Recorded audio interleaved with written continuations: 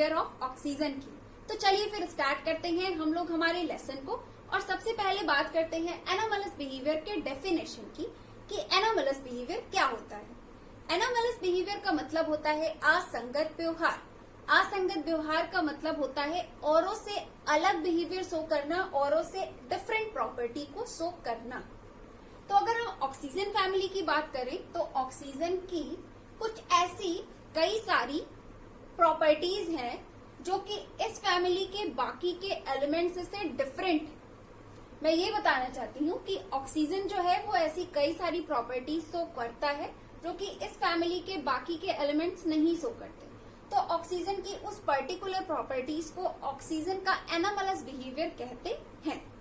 तो अब हमें यहाँ पे क्या करना है, यहाँ पे इस लेक्चर में हमें ये देखना है कि ऑक्सीजन की कौन कौन सी प्रॉपर्टी डिफरेंट है, कौन कौन सी प्रॉपर्टी इसकी एनोमलस है।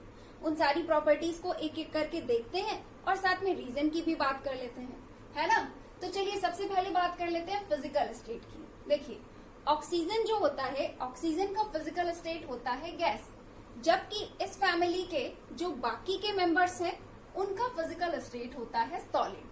ये जो मैं आपको फिजिकल स्टेट बता रही हूँ ये ऑर्डिनरी टेम्परेचर पर बता रही हूँ। ऑर्डिनरी टेम्परेचर पर ऑक्सीजन का फिजिकल स्टेट होता है गैस और इस फैमिली के बाकी के एलिमेंट्स का क्या होता है, सॉलिड। अब देखिए ऑक्सीजन अकेला ऐसा है जिसका फिजिकल स्टेट गैस है और बाकी का फिजिकल स्टेट सॉलिड है। तो इसे आप क्या कहोगे, इसे आप कहोगे ना कि ये ऑक्सीजन का एनोमलस बिहेवियर है। ऑक्सीजन तो अलग से शो कर रहा है, अलग तरीके से फिजिकल प्रॉपर्टी शो कर रहा है, बाकी सब तो एक जैसे फिजिकल प्रॉपर्टी शो कर रहे हैं, है ना। तो इसे आप बोलोगे ना कि ये ऑक्सीजन का एनोमलस बिहेवियर है।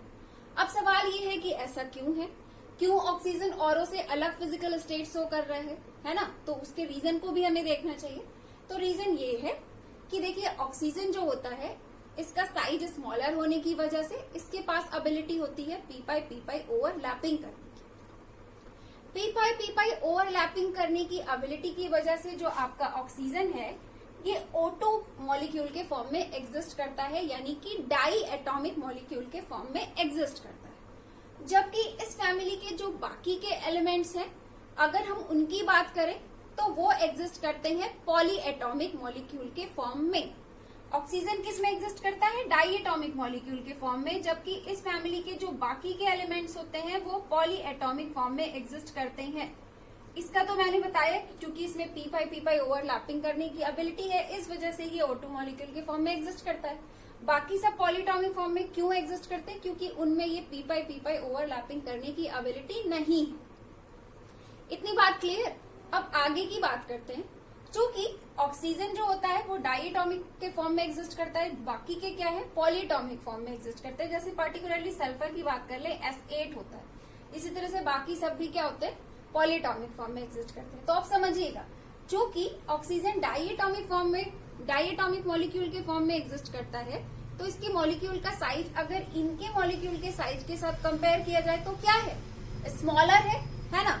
तो इनके मॉलिक्यूल के साइज के स्मॉलर होने की वजह से जो ऑक्सीजन मॉलिक्यूल्स के बीच में इंटरमॉलिक्यूलर फोर्स काम करता है, वो इंटरमॉलिक्यूलर फोर्स, वो वॉन्डर वॉल फोर्स जो होता है वो वीक होता है। अब ऑक्सीजन के मॉलिक्यूल्स के बीच में चूंकि जो वॉन्डर वॉल फोर्स काम कर रहा है वो वीक है, तो इसके मॉलिक्यूल्स क्या होंगे, दूर दूर होंगे, है ना। एक तो इसका मॉलिकुलर वेट भी कम है, बाकी के कंपेयर में मॉलिकुलर वेट भी कम है, साइज छोटा है, एटम और मॉलिक्यूल्स का भी साइज छोटा है और वॉन्डर वॉल फोर्स वीक लग रहा है। तो इस वजह से क्या होता है, मॉलिक्यूल्स दूर दूर होते हैं। इस वजह से किस फॉर्म में एग्जिस्ट करता है, गैस के फॉर्म में एग्जिस्ट करता है। लेकिन बाकी सब में क्या है, बाकी सब क्या होते हैं, पॉली एटॉमिक मॉलिक्यूल बनाते हैं, बड़े बड़े साइज के मॉलिक्यूल्स बनाते हैं। अब बड़े बड़े साइज के मॉलिक्यूल्स होंगे, बिगर साइज के मॉलिक्यूल्स होंगे, तो उनके बीच जो इंटरमॉलिकुलर फोर्स काम करेगा वो कैसा होगा, स्ट्रांग होगा। उसकी स्ट्रेंथ जो होगी वो ज्यादा होगी, है ना।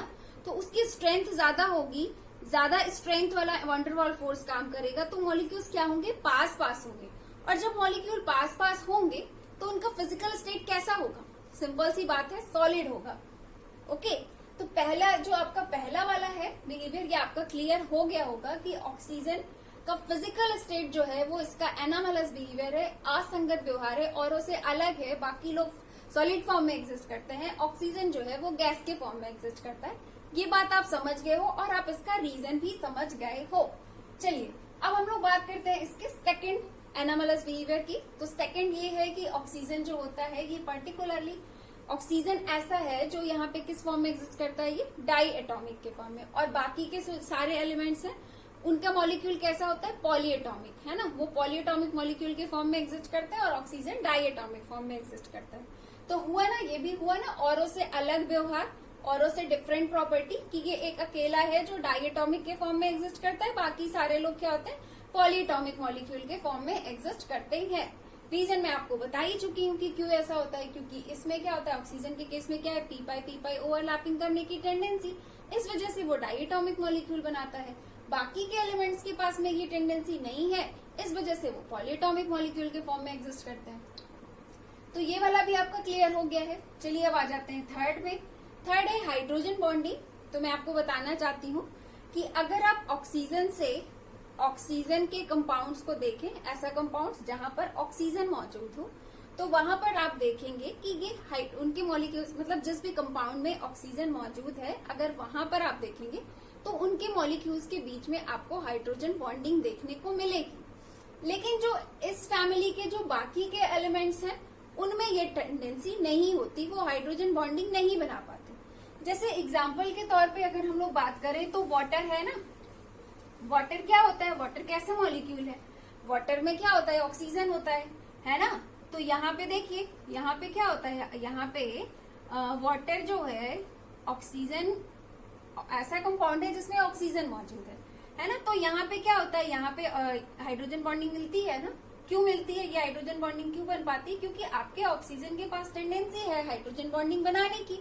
अब ये टेंडेंसी इसमें क्यों है, क्योंकि इसकी क्या है, इलेक्ट्रोनेगेटिविटी बहुत हाई है। हाई इलेक्ट्रोनेगेटिविटी की वजह से ऑक्सीजन के पास टेंडेंसी होती है हाइड्रोजन बॉन्डिंग बनाने की। लेकिन अगर इस फैमिली के बाकी के एलिमेंट्स के बारे में हम बात करें तो उनमें हाइड्रोजन बॉन्डिंग बनाने की टेंडेंसी नहीं होती है। क्यों, क्योंकि उनकी इलेक्ट्रोनेगेटिविटी बहुत कम होती है। तो इलेक्ट्रोनेगेटिविटी तो रीजन की बात हो गई, है ना। अब इसे भी तो आप एनामलस बिहेवियर ही कहोगे, आप बिल्कुल कहोगे। आप देख सकते हो कि सिर्फ एक ऑक्सीजन ऐसा है जो यहाँ पे अकेला हाइड्रोजन बॉन्डिंग करने की एबिलिटी रखता है, जबकि इस फैमिली के बाकी के एलिमेंट्स में ये एबिलिटी नहीं है। तो इसे भी आप क्या कहोगे, इसे भी आप ऑक्सीजन का एनामलस बिहेवियर कहोगे, है ना, असंगत व्यवहार कहोगे, औरों से अलग बिहेवियर कहोगे। ओके, चलिए अब आ जाते हैं नेक्स्ट में। तो नेक्स्ट है ऑक्सीडेशन स्टेट। ऑक्सीडेशन स्टेट आप लोग पहले भी पूरा पढ़ चुके हो, मैं आपको पूरा पढ़ा चुकी हूँ। Oxidation states of group 16 elements आप लोग कंप्लीटली पढ़ चुके हो। तो ये तो आपके दिमाग में खुद ही आ गया होगा तुरंत कि ऑक्सीजन जो होता है, अगर हम ऑक्सीजन के ऑक्सीडेशन स्टेट की बात करें तो आपको पता है कि इसके मैक्सिमम कंपाउंड्स में इसका ऑक्सीडेशन स्टेट क्या होता है, -2 होता है ना, -2 होता है।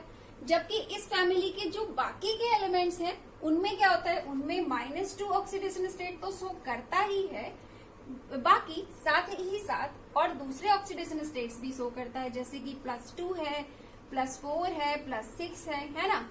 तो ऑक्सीजन के अगर हम लोग जो इसका मेन ऑक्सीडेशन स्टेट है, जो इसके मैक्सिमम कंपाउंड्स में मिलता है, वो क्या होता है, -2 होता है।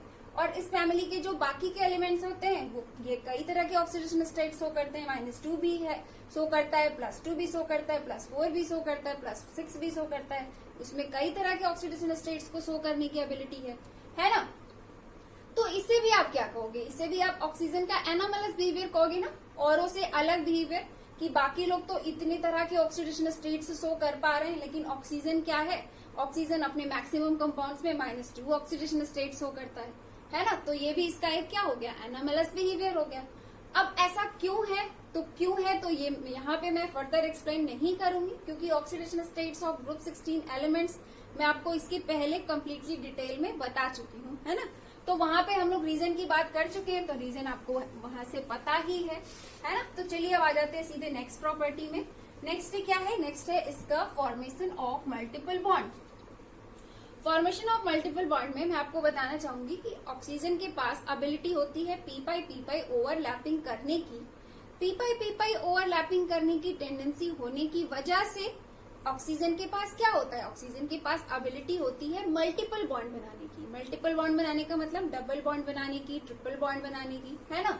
जैसे कि आप देख सकते हो ऑक्सीजन के पास क्या है, ऑक्सीजन के पास मल्टीपल बॉन्ड बनाने की एबिलिटी है, इसी वजह से ये O2 मॉलिक्यूल बनाता है ना। इसी तरह से ये कार्बन के साथ भी मल्टीपल बॉन्ड बना सकता है, जैसे कि देखिए ऐसे होता है ना, कार्बन के साथ मल्टीपल बॉन्ड बनाता है। इसी तरह से आपने NO2 और NO3 का स्ट्रक्चर देखा है। NO2 और NO3 में क्या होता है, नाइट्रोजन और ऑक्सीजन के बीच पाई बॉन्ड होता है, वहां पे नाइट्रोजन और ऑक्सीजन के बीच डबल बॉन्ड देखने को मिलता है। इसी तरह से अगर हम लोग कार्बोनिल देख लें तो कार्बोनिल में क्या होता है, कार्बोनिल में कार्बन और ऑक्सीजन के बीच ट्रिपल बॉन्ड होता है ना। तो इस तरह से हमारा यहाँ पर एनोमलस बिहेवियर ऑफ ऑक्सीजन जो है वो कंप्लीट हो गया है। अब हम लोग मिलेंगे नेक्स्ट लेक्चर में। Have a nice day, thank you so much.